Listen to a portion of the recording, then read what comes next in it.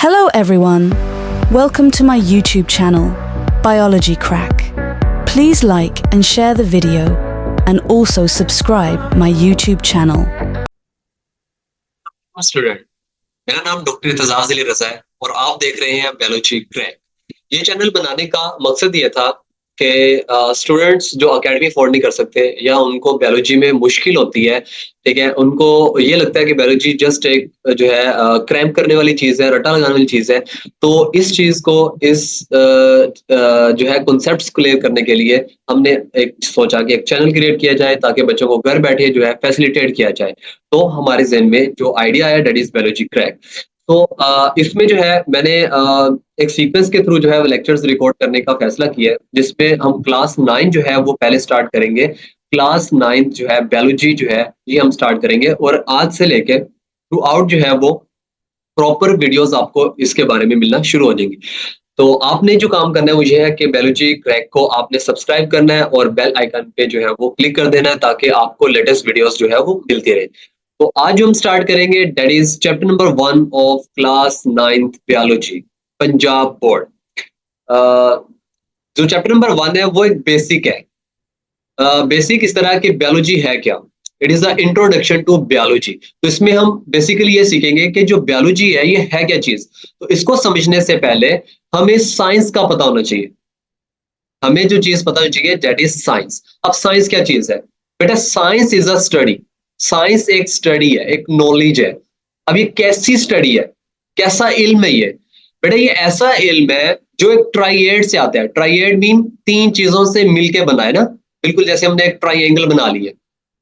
तो जो साइंस है ये एक ऐसा इल्म है जो हमें ऑब्जर्वेशन से मिलता है। सबसे पहले हमें इसमें क्या करनी पड़ती है? ऑब्जर्वेशंस करनी पड़ती है। तो हमने इस तरह ट्राइएड बना लिया ताकि हमें इसकी अच्छे से समझ आ जाए। तो हमें क्या चाहिए जी, यहाँ पे देखें, science is a study in which observations are made. Science एक ऐसा इल्म है जिसमें हम सबसे पहले क्या बनाते हैं? ऑब्जर्वेशंस बनाते हैं। Then experiments are done. तो हमारे ट्राइएड में दूसरी चीज कौन सी आएगी? एक्सपेरिमेंट्स, जिसमें हम क्या करते हैं? एक्सपेरिमेंट्स करते हैं, राइट? जब हम एक्सपेरिमेंट्स करते हैं तो हमारे पास कोई लॉजिकल कंक्लूजन आता है, कोई रिजल्ट आता है। लॉजिक मतलब जिसकी कोई ना कोई लॉजिक हो। Logical conclusions mean result.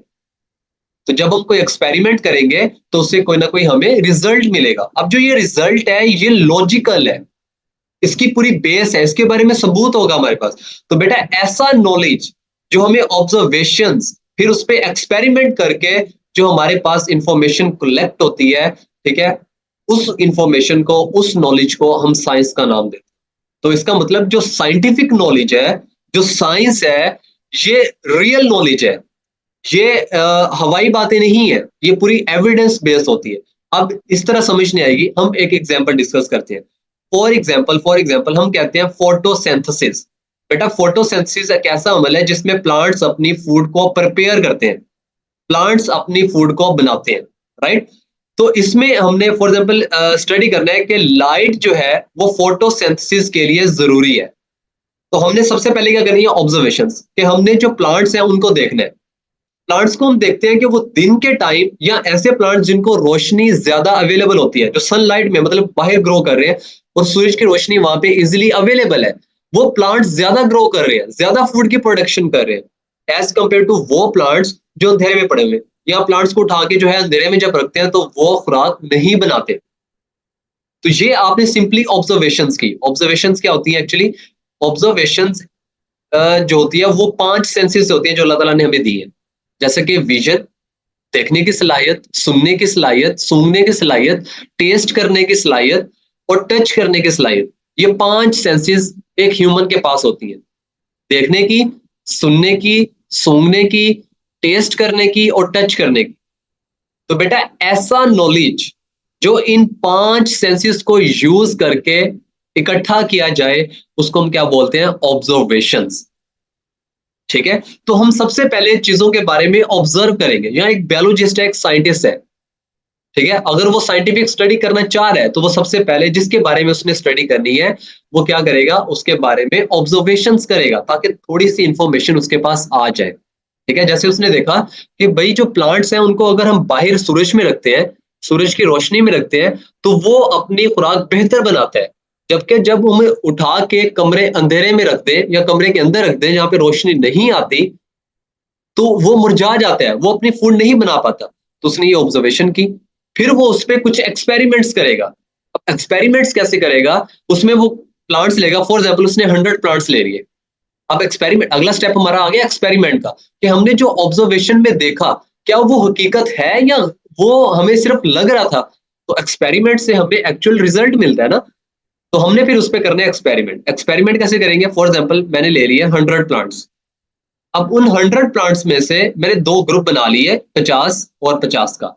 अब ये 50 प्लांट्स हैं, इनको मैंने रख दिया लाइट के अंदर, मतलब बाहर रख दिया जहां पे सूरज की रोशनी अवेलेबल है।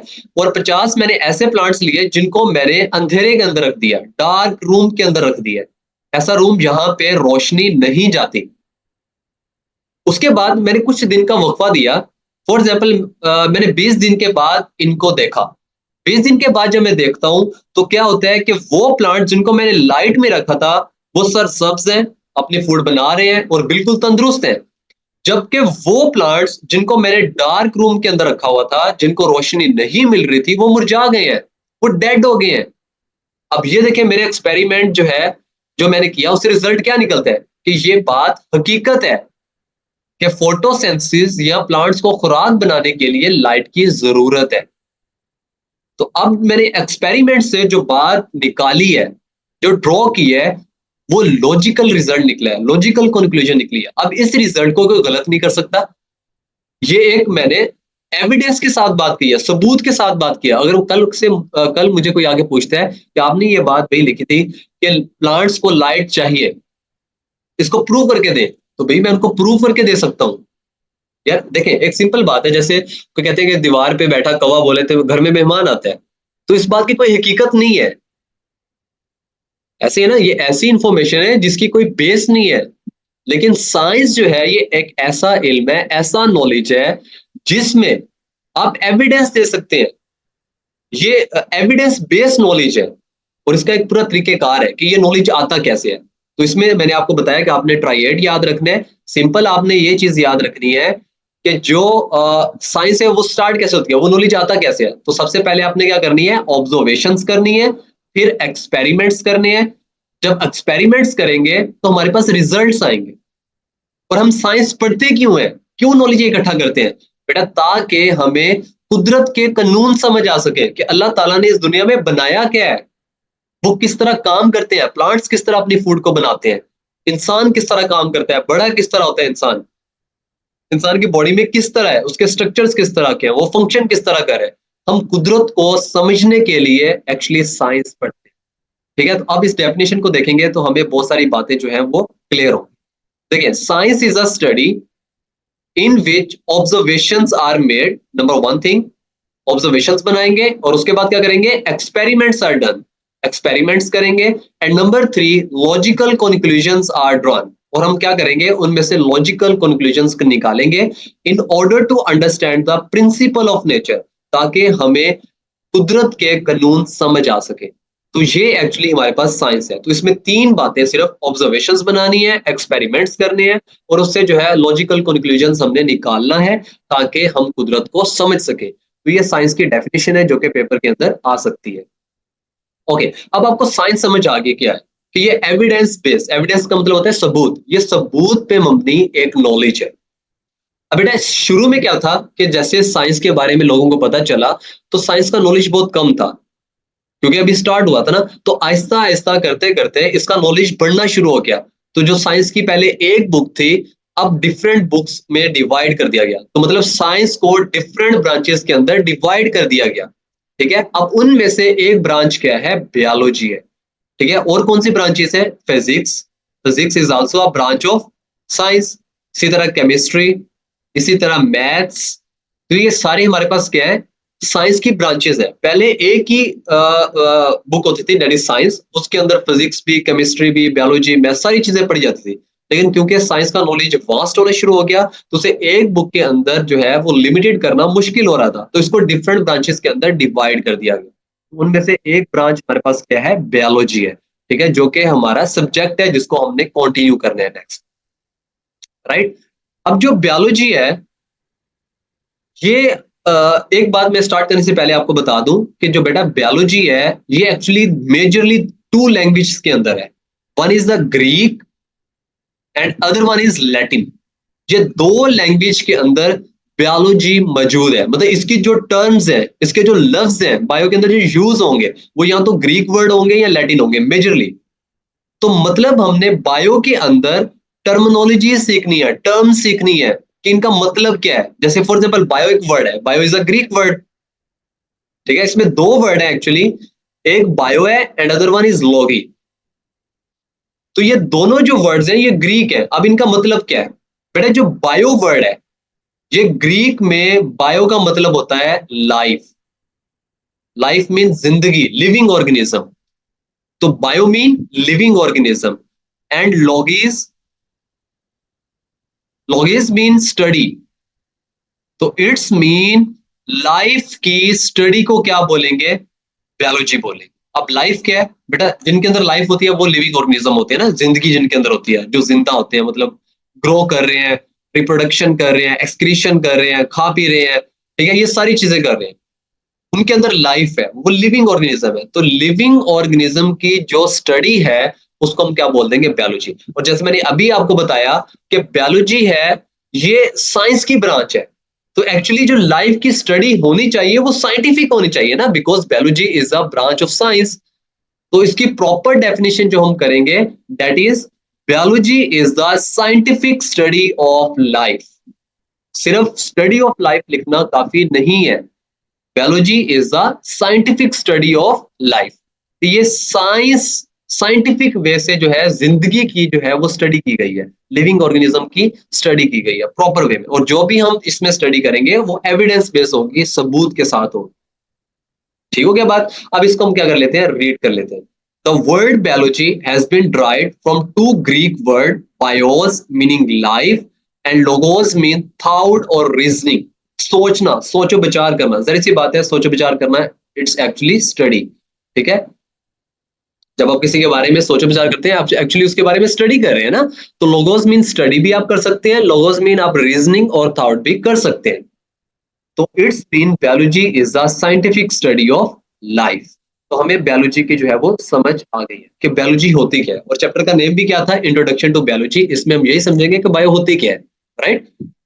ओके, ये बात हमने कंप्लीट कर दी। अब बेटा जो बायोलॉजी है इसको हम 3 डिविजन्स के अंदर करते हैं डिवाइड। जो पूरी हमारी बायोलॉजी है इसको हम मेजरली 3 डिविजन्स के अंदर डिवाइड करते हैं ताकि पढ़ना हमारे लिए इजी हो। वो 3 ब्रांचेस कौन सी हैं, 3 डिविजन्स कौन सी हैं। नंबर 1 डिवीजन जो हमारे पास है दैट इज जोलॉजी। अब बेटा इसमें भी 2 वर्ड है, वन इज जू एंड अदर वन इज लॉगी। अच्छा बेटा आप जू में गए होंगे अक्सर, चिड़ियाघर के अंदर, ऐसे ना, वहां पे आपको क्या मिलते हैं, एनिमल्स मिलते हैं, एनिमल्स मिलते हैं ना। तो its mean zoo mean animals and logies mean study. Its mean animals की स्टडी को हम क्या बोलते हैं, zoology. This division of biology deals with the study of animals. ठीक है, अब इसमें डिफरेंट एग्जांपल्स भी आप लिख सकते हैं एनिमल्स में। ठीक है, स्पैरोज लिख सकते हैं, स्पैरो की स्टडी क्या होगी, जोलॉजी होगी। ठीक है, सेम इस तरह एलिफेंट की स्टडी क्या होगी, जोलॉजी होगी। मतलब एनिमल्स के बारे में स्टडी करना क्या कहलाता है, जोलॉजी, राइट। ओके, नेक्स्ट हमारे पास क्या आता है, बॉटनी। या अब ये बॉटनी वर्ड है ये बोटेन से निकला है, it is a Greek word botane, यहां से ये जो है वो ड्राइव्ड है। अब इसका मतलब क्या होता है, इट्स मीन हर्ब्स और ग्रास। अब आपको पता है हर्ब्स और ग्रास क्या होते हैं, ये प्लांट्स होते हैं। तो बेटा प्लांट्स की स्टडी को हम क्या बोलते हैं, botany. This division of biology deals with the study of plants. तो जो प्लांट्स की स्टडी है उसको क्या बोल दिया, बॉटनी। एनिमल्स की स्टडी को क्या बोल दिया, जोलॉजी। अब जोलॉजी तो आपको नहीं बोलेगा बिकॉज जू इज रिलेटेड टू चिड़ियाघर, ऐसे ना, और चिड़ियाघर में आपको क्या मिलते हैं, एनिमल्स मिलते हैं। तो zoology is actually the study of animals and botany is the study of plants. Okay, next हमारे पास लास्ट डिवीजन जो बायोलॉजी की आती है दैट इज माइक्रोबायोलॉजी। अब इसमें जो वर्ड है ना माइक्रो, अब माइक्रो को वर्ड हम थोड़ा समझते हैं कि ये माइक्रो है क्या। माइक्रो पहले सिर्फ एक लफ्ज आपको बता रहा हूं कि माइक्रो का मतलब क्या है। बेटा माइक्रो मीन होता है स्मॉल, छोटा। लेकिन कितना छोटा? बेटा इतना छोटा, इतनी छोटी चीज कि जो आपको ह्यूमन आई से नजर ना आए। इंसानी आंख जिस चीज को ना देख सकती हो उसको क्या बोलेंगे? माइक्रो। राइट। अब बेटा अल्लाह ताला ने ऐसे बहुत सारे लिविंग ऑर्गेनिज्म पैदा किए हैं जिसको इंसानी आंख नहीं देख सकती,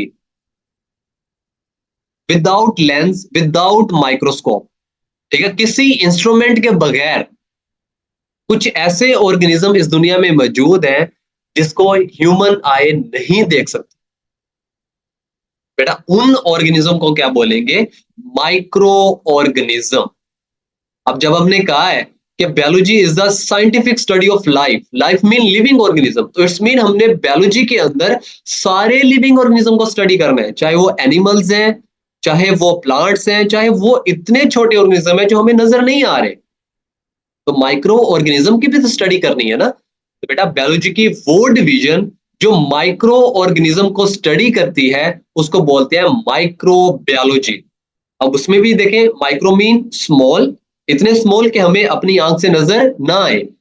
bio mean life and logo mean study. Life mean living organism ना, तो माइक्रो ऑर्गेनिज्म की स्टडी को क्या बोलेंगे? Microbiology. This division of biology deals with the study of microorganisms such as bacteria, such as fungi, such as virus. अच्छा, virus को इसमें include कर भी सकते हैं और नहीं भी कर सकते, बिकॉज वायरस जो है ये बॉर्डर लाइन पे है, मतलब इसको हम लिविंग ऑर्गेनिज्म वैसे कंसीडर करते नहीं है। ठीक है, इसको हम डिस्कस करेंगे आपके चैप्टर नंबर 3 के अंदर। जब हम चैप्टर नंबर 3 स्टार्ट करेंगे तो वहां पे वायरस के बारे में कंप्लीट हम डिस्कस करेंगे कि वायरस क्या चीज है। ठीक है, तो अभी यहाँ पे इसको इंक्लूड ना करें तो बेस्ट है। ठीक है, तो ये जो छोटे छोटे ऑर्गेनिज्म है इनकी स्टडी को क्या बोलेंगे? Micro organism. अच्छा, क्वेश्चन यहाँ पे ये पैदा होता है कि भाई हम छोटे छोटे ऑर्गेनिज्म को भी पढ़ रहे हैं, हम बड़े एनिमल्स को भी पढ़ रहे हैं, हम प्लांट्स को भी पढ़ रहे हैं, तो इनका पढ़ने की जरूरत क्या थी? इनको पढ़ने का कोई ना कोई तो फायदा होगा ना। हम बायोलॉजी क्यों पढ़ते हैं? बेटा इसलिए पढ़ते हैं, मैं आपको सिंपल से एक एग्जांपल देता हूं। आपने एक डिजीज सुनी होगी, रेबीज। बेटा जो रेबीज है ये एक्चुअली डॉग के बाइट करने से फैलती है। ये जो डिजीज है ये डॉग के बाइट करने से फैलती है। अब हमें पता है, और देखिए हमने स्टडी की है तो हमें पता चला ना कि डॉग जब बाइट करता है तो हमें रेबीज हो सकती है। तो जैसे डॉग बाइट करेगा फौरन भागेंगे हॉस्पिटल में कि भाई हमें वैक्सीनेशन कर दें, हमें इंजेक्शन लगा दें, हमें डॉग ने काट लिया, बाइट कर लिया। तो देखें जब हम किसी बारे में स्टडी करते हैं तो इससे हमारी हेल्थ इंप्रूव होती है। अब हमें पता चल गया फॉर एग्जांपल वीट है, रोटी है, अब इसके अंदर बहुत ज्यादा ताकत है, इसके अंदर एनर्जी है, ये हमारी सेहत के लिए बड़ी अच्छी है। तो हमने स्टडी की प्लांट्स के बारे में, तो हमें पता चला कि ये चीज खाने से हमारी सेहत जो है वो इंप्रूव हो सकती है, हमारी हेल्थ इंप्रूव हो सकती है। तो हमने स्टडी की प्लांट्स के बारे में तो हमें पता चला। अब हमें पता है फ्रूट्स खाना बड़ा अच्छा है, ऐसे है ना। तो मतलब स्टडी करने से हम अपनी एक तो हेल्थ इंप्रूव कर सकते हैं, हम डिजीज से बच सकते हैं, और अगर डिजीज हो जाए तो उनका ट्रीटमेंट कर सकते हैं। अब जैसे फॉर एग्जांपल कोविड आ गया था, कोरोना वायरस आ गया था, तो हमने उसके बारे में स्टडी किया कि वो इंसानी जो सेहत है उस पर किस तरह वो जो है असरअंदाज हो रहा है। हमने उसको स्टडी किया और उसके बाद उसका जो है वो हमने रेमेडी भी निकाल ली, उसका इलाज भी निकाल लिया। तो जब हम स्टडी करते हैं तो उसका यही फायदा होता है कि इंसान की सेहत इंप्रूव होती है, उसकी हेल्थ इंप्रूव होती है, उसकी फूड इंप्रूव होती है, उसकी लाइफ प्रोलॉन्ग होती है। तो ये सारा फायदा होता है ह्यूमन बींग्स को, इसलिए हम बायोलॉजी स्टडी करते हैं। हम माइक्रो ऑर्गेनिज्म को भी स्टडी करते हैं क्योंकि हमारे इन्वायरमेंट में जो ज्यादा डिजीज है वो माइक्रो ऑर्गेनिज्म से हो रही है। ठीक है, आपने सुना होगा इन्फेक्शन हो गया, bacterial infection, fungal infection, viral infection. तो ज्यादातर जो डिजीज है हमारे इन्वायरमेंट में वो माइक्रो ऑर्गेनिज्म की वजह से होती है। इनको स्टडी करना भी बहुत ज्यादा जरूरी है। तो ऐसा नहीं है कि हम इनको जो है यूजलेस स्टडी कर रहे हैं, ऐसा बिल्कुल नहीं है। इनके बहुत सारे बेनिफिट्स हैं जिसकी वजह से हम इनको जो है वो स्टडी करते हैं। Right, okay. अब हमने ये जो बात है वो डिस्कस कर ली है। इसमें देखें ये अगर ये पिक्चर थोड़ी सी देख लें इंटरेस्टिंग बनाने के लिए, तो ये एनिमल्स बने हुए ना कुछ, तो एनिमल्स की स्टडी को हमने क्या नाम दिया था? ज़ूलॉजी। तो it is actually zoology, study of animals is called zoology. अब यहाँ पे आपको ये प्लांट्स नजर आ रहे हैं, तो प्लांट्स की स्टडी को क्या बोलना था? It is botany. Study of plants is called botany. Okay, this is micro organisms. देखिए छोटे छोटे माइक्रो ऑर्गेनिजम्स हैं ये। अच्छा, आप कहेंगे आपको बड़े नजर आ रहे हैं, ये एक्चुअली माइक्रोस्कोपिक व्यू है, मतलब माइक्रोस्कोप से देखा गया है। ठीक है, ये हैं छोटे ऑर्गेनिज्म, इंसानी आंख से नजर नहीं आएंगे, हम इनको देख रहे हैं एक्चुअली अंडर माइक्रोस्कोप। तो माइक्रोस्कोप में जाहिर सी बात है, आपको पता है माइक्रोस्कोप साइज को इंक्रीज कर देता है और हमें चीजें नजर आना शुरू होती है। तो ये माइक्रोस्कोपिक एक व्यू है, ठीक है, जिसमें आपको माइक्रो ऑर्गेनिज्म नजर आ रहे हैं। अब माइक्रो ऑर्गेनिज्म कौन कौन से हो सकते हैं? तो इसमें देखें, बैक्टीरिया है, फंजाई हो सकते हैं, प्रोटोजा हो सकते हैं। अब प्रोटोजा क्या होते हैं ये भी हम डिस्कस करेंगे, फंजाई क्या होते हैं ये भी डिस्कस करेंगे, और बैक्टीरिया क्या है ये भी डिस्कस करेंगे इनके रेलिवेंट चैप्टर में, जो कि चैप्टर नंबर 3 के अंदर इनकी डिस्क्रिप्शन मौजूद है। तो वहां पे हम इनको प्रॉपर्ली डिस्कस कर लेंगे कि बैक्टीरिया क्या होता है, फंजाई क्या होता है और प्रोटोजा क्या होता है। अब उसके बाद एलजी, सेम एलजी क्या होते हैं, ये भी माइक्रो ऑर्गेनिज्म है। और उसके बाद वायरसेस, अगेन मैं आपको बता रहा हूँ कि माइक्रो ऑर्गेनिज्म के अंदर इनको हम इंक्लूड कर भी सकते हैं और इनको एक अलग ब्रांच में भी पढ़ सकते हैं, बिकॉज वायरस जो है ये बॉर्डर लाइन पे है। ठीक है, हम इसको लिविंग ऑर्गेनिज्म कंसिडर नहीं करते, राइट। तो this is all about divisions of biology. अब डिविजन्स हमने पढ़ ली है, अब बायो की बहुत सारी ब्रांचेस है ताकि इन ऑर्गेनिजम्स के डिफरेंट पहलू को डिस्कस कर सके। अब देखें एनिमल्स हैं जो, अब एनिमल्स की स्टडी में हम क्या क्या चीजें इंक्लूड कर सकते हैं? इनका स्ट्रक्चर पढ़ सकते हैं, इनकी फंक्शनैलिटीज पढ़ सकते हैं, ऐसे ना डिफरेंट चीजें हम एक ऑर्गेनिज्म के अंदर स्टडी कर सकते हैं। जैसे फॉर एग्जांपल एक ह्यूमन बीइंग है, अब ह्यूमन बीइंग के अंदर अब पहली बात है उसके ऑर्गन्स का स्ट्रक्चर स्टडी कर सकते हैं, उसके ऑर्गन्स फंक्शन किस तरह करते हैं, उसके सेल्स किस तरह काम करते हैं, उसके अंदर कौन कौन से मॉलिक्यूल्स हैं, उसकी बॉडी में कौन कौन से रिएक्शंस हो रहे हैं। तो ये एक ऑर्गेनिज्म के अंदर हम डिफरेंट पहलू को स्टडी करना चाहते हैं, तो उसकी वजह से हर डिवीजन की डिफरेंट ब्रांचेस है। ठीक है, अब उन ब्रांचेस को हम डिस्कस करेंगे कि उन ब्रांचेस के अंदर क्या क्या चीजें मौजूद है, राइट। अब ब्रांचेस ऑफ बायोलॉजी स्टार्ट करें, जो कि काफी ज्यादा है, ठीक है, इनको हम डिस्कस करते जाएंगे बारी बारी। ओके, अब डिवीजन ऑफ जो हमारे पास ब्रांचेस ऑफ बायोलॉजी है, इसमें सबसे पहली ब्रांच आती है, दैट इज मॉर्फोलॉजी। अब मॉर्फोलॉजी क्या है बेटा? इसमें भी दो वर्ड्स आपको नजर आ रहे हैं, morpho and Loggy. Loggy mean वही स्टडी, और यहाँ पे जो मॉर्फो है इसका मतलब हमने समझना है बेटा। Morpho mean structure, forms and structure, right, forms and structures. जैसे फॉर एग्जांपल एक लीवर है, ह्यूमन का लीवर किस तरह का होता है? आपने थोड़ी सी पिक्चर इसकी देखी होगी, ठीक है, कुछ इस टाइप का होता है, इस तरह की उसकी शेप होती है, ठीक है। तो स्ट्रक्चर ऑफ लिविंग ऑर्गेनिज्म, अगर आप लिविंग ऑर्गेनिज्म के स्ट्रक्चर्स को स्टडी करेंगे तो उसको क्या बोलेंगे? Morphology, right. Morpho mean structures and logos mean study. This branch deals with the study of form and structures of living organisms. Living organisms के जो है हमने स्ट्रक्चर को अगर स्टडी कर रहे हैं तो वो कौन सी ब्रांच के अंदर आएगा? मॉर्फोलॉजी के अंदर आएगा। अब बेटा मॉर्फोलॉजी दो तरह की होती है। Morphology is of two types, one is the anatomy and other one is the histology. ठीक है, अच्छा इसको अगर मैं थोड़ा सा और इलेबोरेट करूं, एक्चुअली जो मॉर्फोलॉजी है इसको हम पहले दो पार्ट्स के अंदर डिवाइड करते हैं। One is the external morphology, external morphology, and other one is internal morphology. अब इंटरनल और एक्सटर्नल का मतलब आपको वाज़ेह समझ आ रहा है। फॉर एग्जांपल मेरी स्किन है, तो अगर मैं इसका एक्सटर्नल स्ट्रक्चर देख रहा हूँ कि किस तरह की स्किन है या मेरी फिंगर्स किस तरह की है, ठीक है, एक्सटर्नल जो स्टडी कर रहा हूँ, बाहर से जो स्ट्रक्चर देख रहा हूँ, this is actually external morphology. और अगर इंटरनल स्ट्रक्चर्स को स्टडी करूंगा तो उसको क्या बोलूंगा? Internal morphology. जो अंदरूनी स्ट्रक्चर्स है उनको स्टडी करना क्या कहलाएगा? Internal morphology. तो मॉर्फोलॉजी एक्चुअली दो टाइप्स होती हैं, external morphology and internal morphology. अब बेटा जो इंटरनल मॉर्फोलॉजी है इसकी फर्दर्स आगे दो डिवीजन और है, इसकी दो टाइप्स है, वो कौन सी हैं? One is the anatomy and other one is the histology. अब हमने इनको समझना है कि ये क्या चीजें हैं, ठीक है। नीचे देखें, एनाटॉमी के बारे में भी मौजूद है और हिस्टोलॉजी के अंदर के बारे में भी मौजूद है, राइट। दोबारा देखें, मॉर्फोलॉजी जो है उसकी दो टाइप्स है, एक्सटर्नल एंड इंटरनल। अब जो इंटरनल मॉर्फोलॉजी है उसको हमने दो टाइप्स के अंदर डिवाइड कर दिया, one is anatomy and histology. मतलब जो अंदरूनी स्ट्रक्चर हमने स्टडी करना है वो दो तरह से कर सकते हैं। ओके, पहले नंबर पे हम आते हैं एनाटॉमी। बेटा एनाटॉमी के अंदर भी दो टर्म्स है, दो वर्ड है। पहला कौन सा है? एना, अनदर वन इज टॉमी। ठीक है, पहले मैं आपको बता देता हूँ टॉमी का मतलब क्या है। बेटा इट्स मीन कट, काटना, कट लगाना। और कट लगाने को हम मेडिकल में डाइसेक्शन भी कहते हैं, डाइसेक्ट करना, डाइसेक्ट करना, कट करना। टॉम का मतलब क्या हो गया? कट करना। जैसे आप छुरी उठाए और किसी चीज को कट कर दें, तो it is tom. And ana mean separation, right? For example, हमने एक इंसान का जो है वो हार्ट स्टडी करना है। अब आपको पता है heart is a internal organ, दिल अंदर पड़ा हुआ है और ऊपर इसके क्या है? पसली है, रिब्स है, ऐसे ना, और ऊपर मसल्स हैं। अब अगर आपने इंसान का दिल जो है वो स्टडी करना है, उसका स्ट्रक्चर देखना है आपने, इंटरनल स्ट्रक्चर हुआ ना ये, heart is a internal structure, बाहर तो नहीं है, बॉडी के अंदर है।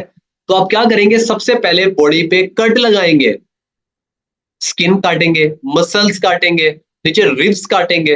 तो इसलिए इसमें वर्ड आ गया Tom. Tom mean cut. Cut करने के बाद भाई उनको सेपरेशन भी तो करोगे ना, स्किन को साइड पे करोगे, मसल्स को साइड पे करोगे, रिब्स को साइड पे करोगे, तब जाके आप दिल तक पहुंचोगे और फिर आप उसको जो है स्टडी करोगे। तो बेटा इसका मतलब इंटरनल स्ट्रक्चर्स को स्टडी करना बाय कटिंग, कट करके, सेपरेशन करके इंटरनल स्ट्रक्चर को स्टडी करना क्या कहलाता है? एनाटॉमी कहलाता है, राइट? तो इसकी डेफिनेशन देखें, the study of internal structures is called anatomy. अब इसमें एक वर्ड जो आपने ऐड करना है, that is with naked human I, with naked human आई। ये आपने वर्ड जरूर ऐड करना है। अब इसका मतलब क्या है? इसका मतलब यह है कि फॉर एग्जांपल आपने कट किया, दिल को आपने बाहर निकाल लिया, उसको अलग कर लिया, अब आपने उसको स्टडी करना है, लेकिन अपनी आंख से स्टडी करना है, माइक्रोस्कोप से स्टडी नहीं करना।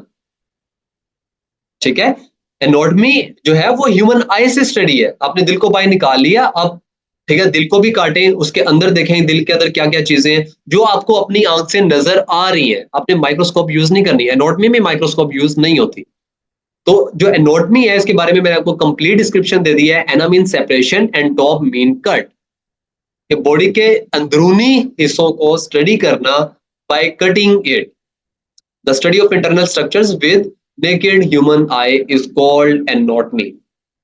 नेकेड का मतलब है without any help, without any instrument, without microscope, without lens.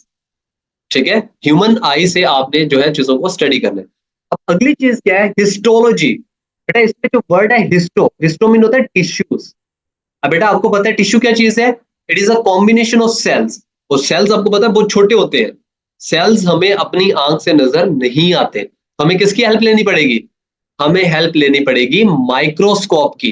तो इसका मतलब जब आपने टिश्यू लेवल पे जाके स्टडी करनी है, टिश्यूज के अंदर सेल्स को देखना है। फॉर एग्जाम्पल मैंने दिल निकाल लिया, दिल को मैंने काटा, दिल के सारे स्ट्रक्चर्स देख लिए कि अंदर 4 चैम्बर्स हैं, क्या क्या चीजें हैं, सारा कुछ मैंने देख लिया अपनी आंख से।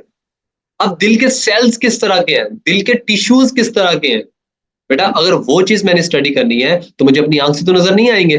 तो मैं क्या करूंगा? दिल का थोड़ा सा हिस्सा काटूंगा, माइक्रोस्कोप के अंडर रखूंगा और उसको देखना शुरू कर दूंगा। तो फिर मुझे क्या नजर आएंगे? दिल के सेल्स नजर आएंगे, दिल के टिश्यू नजर आएंगे।